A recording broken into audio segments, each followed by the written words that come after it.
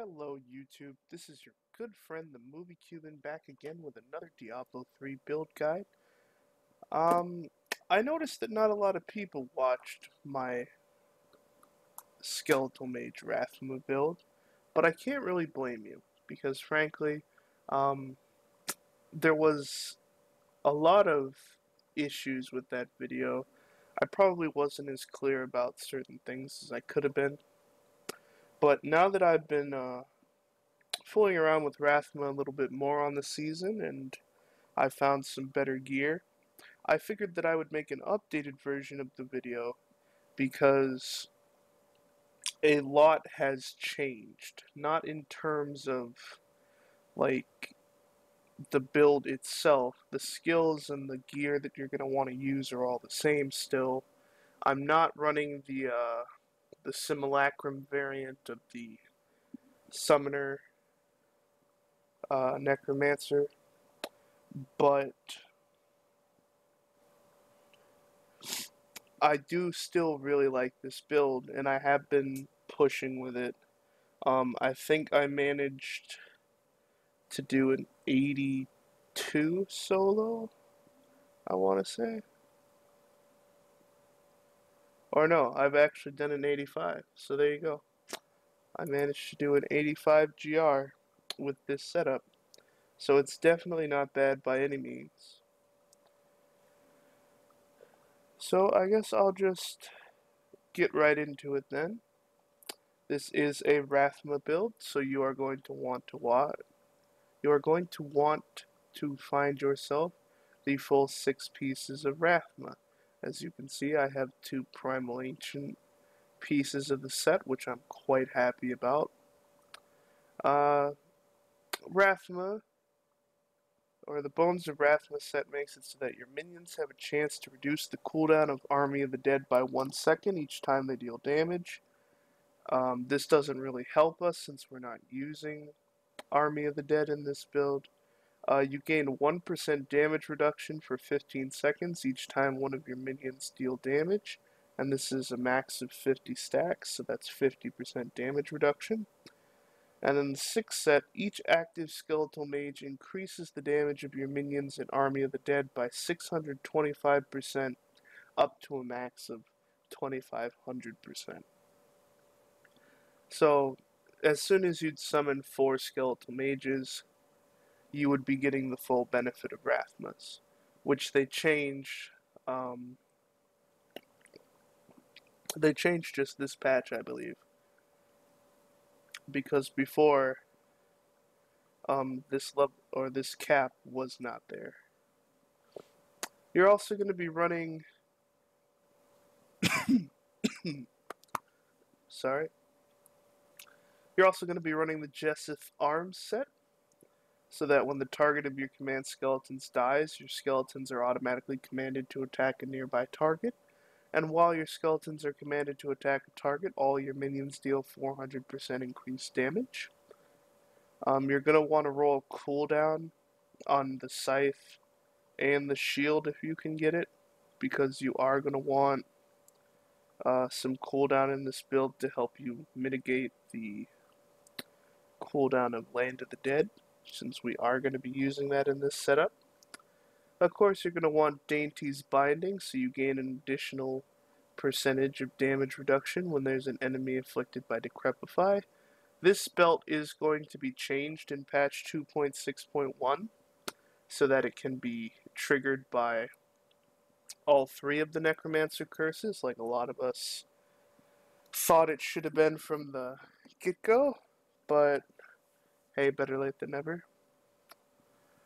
We're of course using the Circle of Niluja's Evol because this is the ring that allows you to cast an additional skeletal mage, and they last an additional 4 seconds.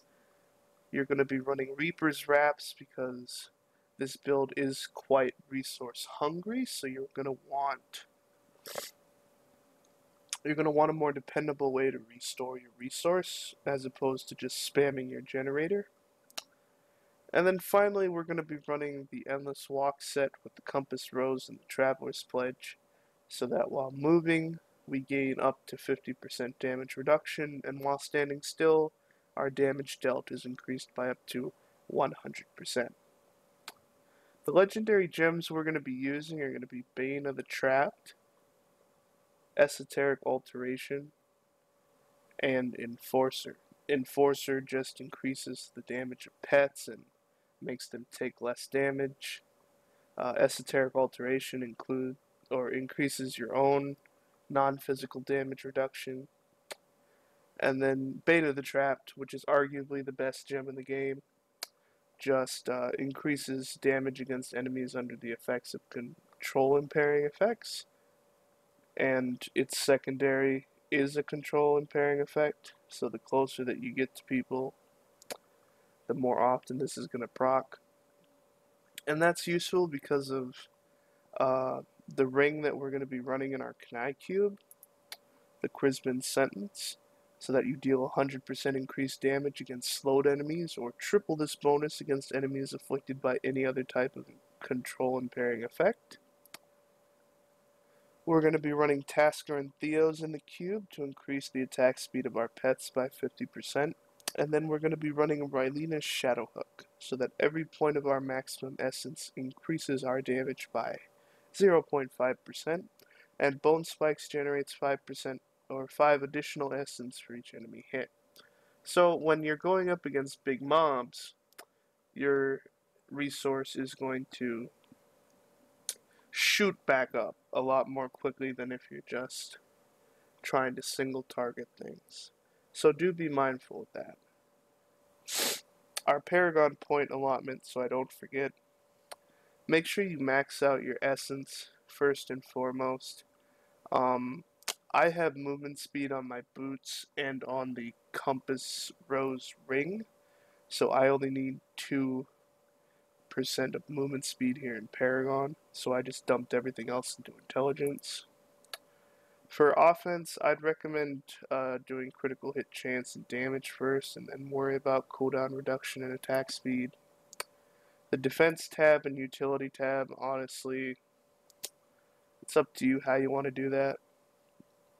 Area damage is probably the most important, since resource cost reduction isn't really going to come into play in this build, since we're going to be just dumping all of our resource anyway. But let's get to the actual build. So we're running Bone Spike's Sudden Impact, because the Sudden Impact rune gives us a stun, which is going to proc Crisbins. Terribly sorry.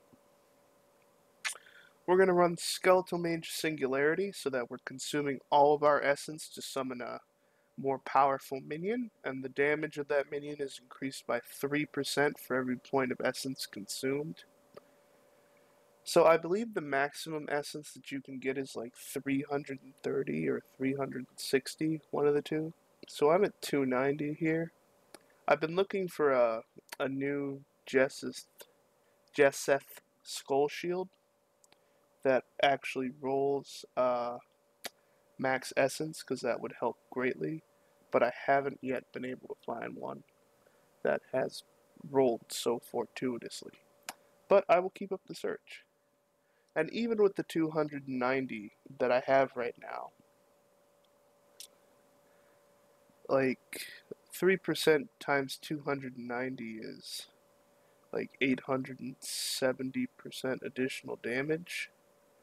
And then you multiply that with like Bones of Rathma and Jesseth set, and they just hit like a truck. These are really powerful mages. We're going to run Devour Cannibalize, so that each corpse we consume is going to restore 3% health, in addition to the 10 essence per corpse that it will bring us. We're running Decrepified Dizzying Curse, just to have another way to proc Crisbins, and to proc our Dainty's Binding Belt. And this not only reduces enemy movement speed and the damage that they do, but it also gives us a 10% chance to stun them for 2 seconds. We're running Command Skeleton's Freezing Grasp, mostly just because we, again, want another way to proc the Crisbin, and freezing and chilling enemies does count for that. We're running Land of the Dead Frozen Lands so that not only can we use Devour at will, it's also going to basically just freeze everything on screen. So you'll be able to pick at things at your leisure for the duration of Land of the Dead. And then because we're running the Life from Death passive,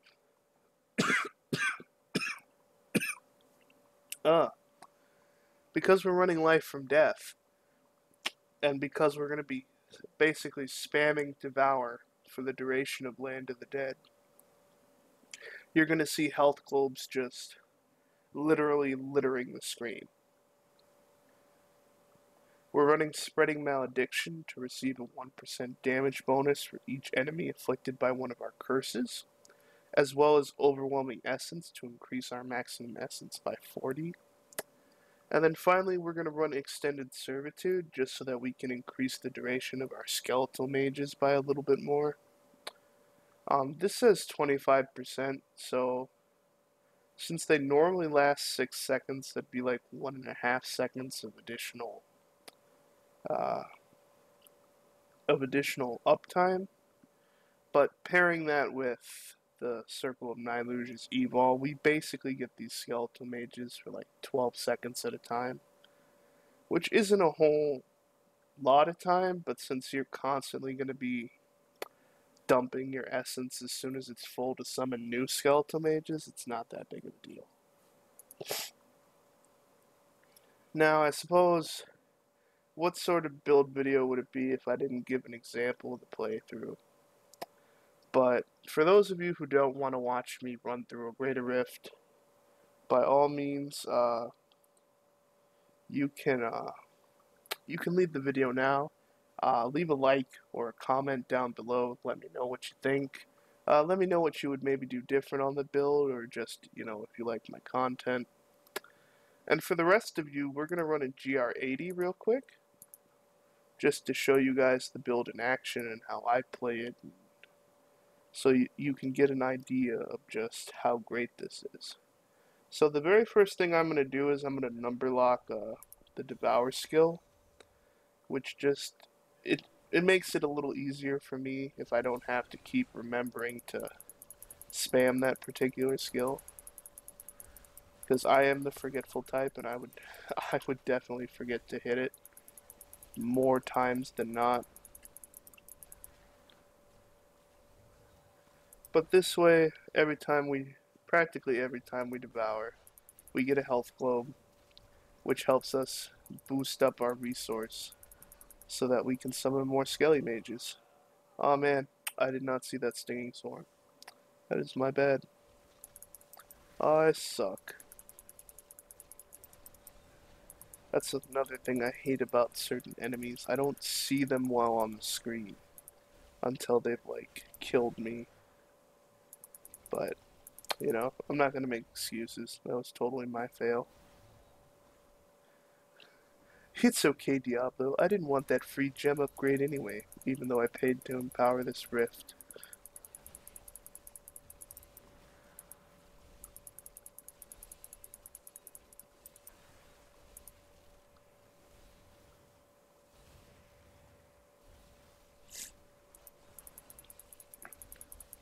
Can't believe there hasn't been an elite pack yet. It's always usually one, like, right away. And another thing, gameplay-wise, you're going to want to try and make sure that you're casting command skeletons basically all the time. That's the way that you're going to get Jet's Skull Scythe to proc, and that's how you really do the big damage.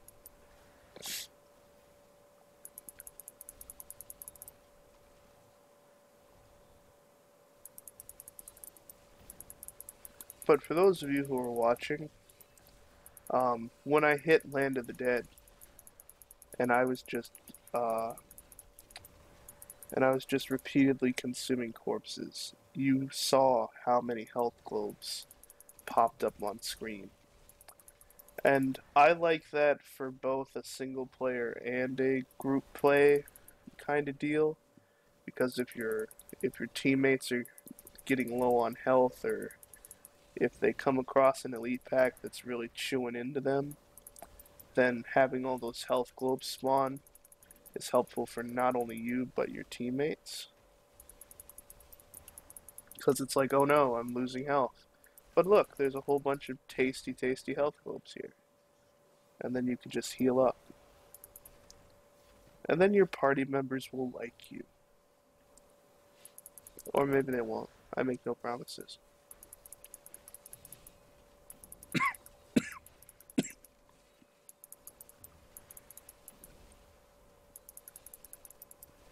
Get away from me!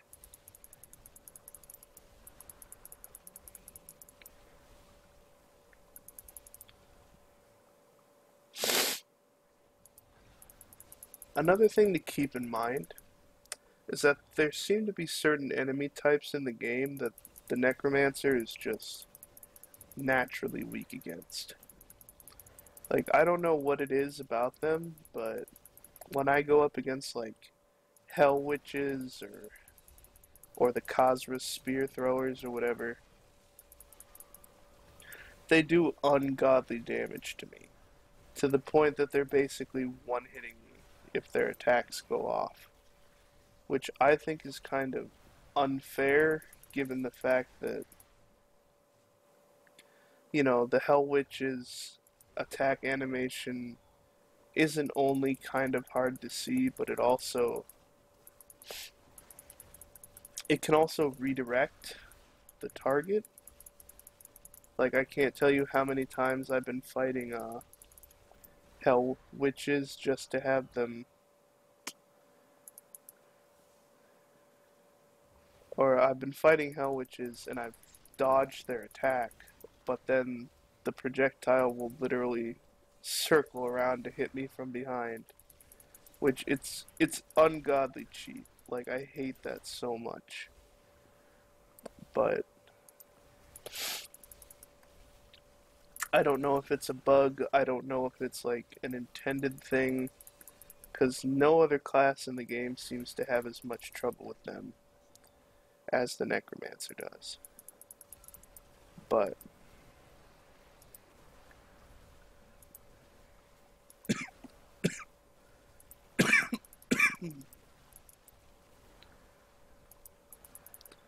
yeah, just health globes for days. And then you can restock your skeletal mages at your leisure. You can make sure that they're all full powered because you're maxing out your resource when you summon them.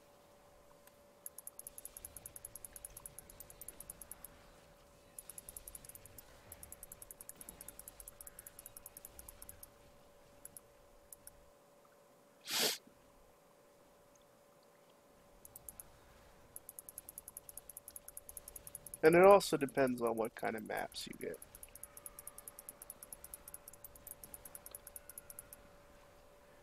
Because sometimes you'll be pitted against enemy types that are really weak against the Necromancer, and you can just deal with them stupidly easy.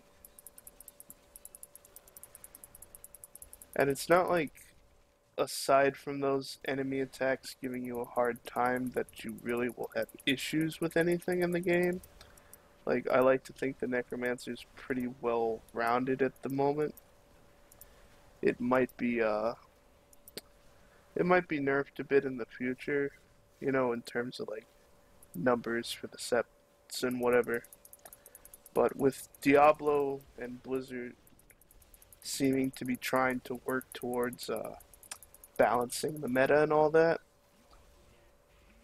and with all the buffs that are going to be coming in patch 2.6.1, I think we're going to finally be able to see some more build diversity in the game.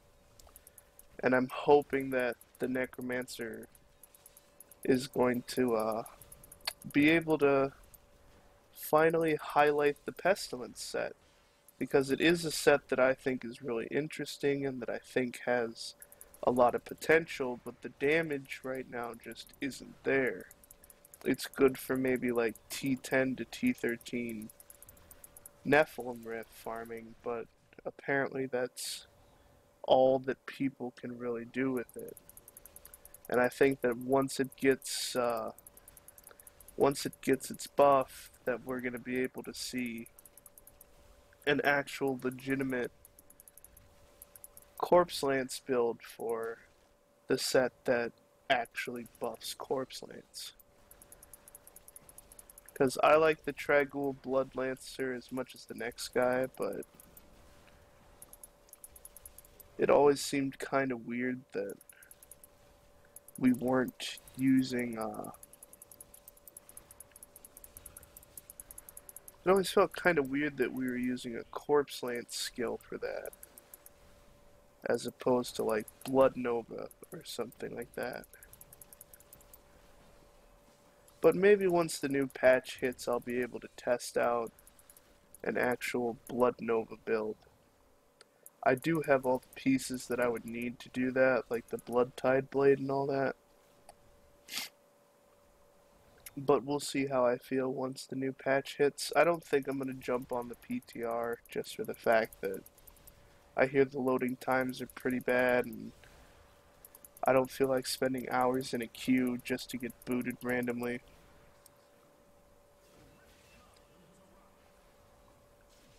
Plus, I've actually kind of been stoked for the season this time around.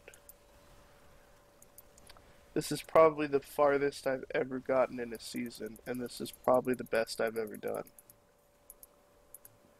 I mean, the season started a little over a month ago, and I'm already Paragon 920, or at least almost 920. I'm 919, but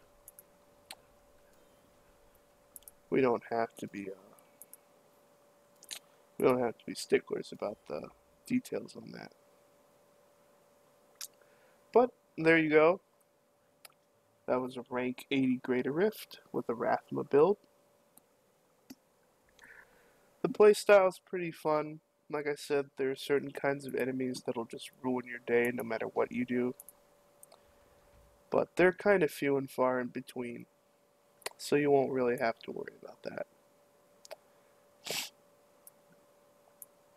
Well, ladies and gentlemen, that's all I really have for you today. Thank you so much for taking the time to watch this video. I do apologize for my coughing and if my voice sounds a little gruff. I seem to have come down with a cold, or my allergies are kicking in. I'm not entirely sure which one it is. Hopefully it'll clear up in the next couple of days or so, and then I'll be back to normal. But, once again, if you liked the video,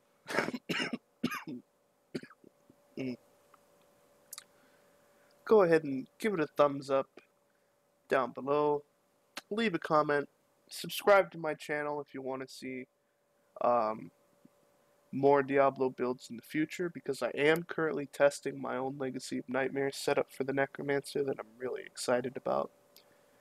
But until next time, guys, see you around.